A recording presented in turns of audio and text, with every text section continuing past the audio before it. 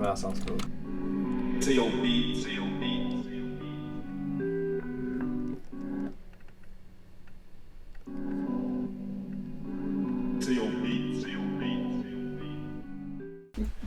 Alright, let's go.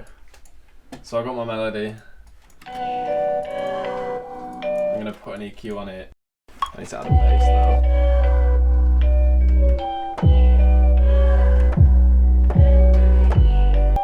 It's really quiet at the moment, so I'm gonna use a transient shaper to make it hit harder.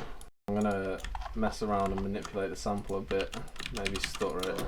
I think I'm gonna add some vocal chops or some like sound design, Foley stuff, just to make it sound more full. And then in the background with a bit of reverb. That sounds really nice. Just gonna add some more transitions so I can break it down into maybe a third melody that I might manipulate. Yeah, so it goes off nice at the end. It's got a big reverb tail. Yeah, I'm pretty happy with this. This is the final beat.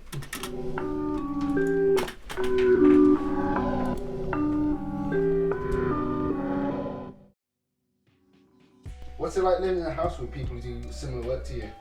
It can be really loud, but also really like beyond words beneficial as well. Like beat battles and just getting together. Like if you're stuck, rather than Googling something hopelessly, the answer is literally across the corridor. Yeah, I completely agree. Yeah, you could easily get inspiration off anyone else here.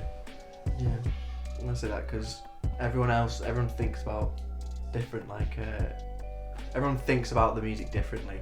So if you need some advice, it's literally just across the hall to get somewhere. I think collaborating's good as well.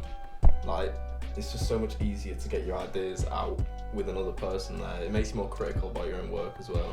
Mm-hmm. Like, cause I'll be like, oh, let me show you this, and then I'll just be like, oh my god, it sounds. As soon as you get someone else in there, Then you spot all of critical your... about it, Yeah.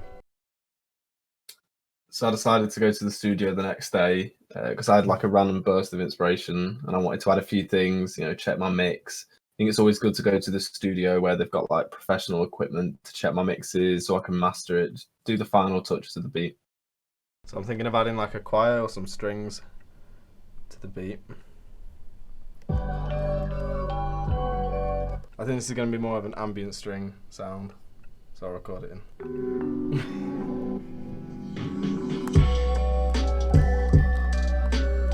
I'm going to add some saturation to the bass to make it sound thicker. Increase the lower end. Turn the drive up a bit. Boost the mids a bit as well. Because that's louder now though, I need to turn the kick up a little bit. I'm going to add some pauses to make it sound like unique and just something that you're not expecting. So I got a little pause now and I added some transitional effects. Usually I'll listen to the loudest part of the beat and make sure it's not clipping or anything. Boost it to as loud as it can be without as much reduction as possible. I've boosted it overall 8 decibels and it's only being reduced a little bit. And for the final part of the beat, now I've got to add my producer tag. To your beat.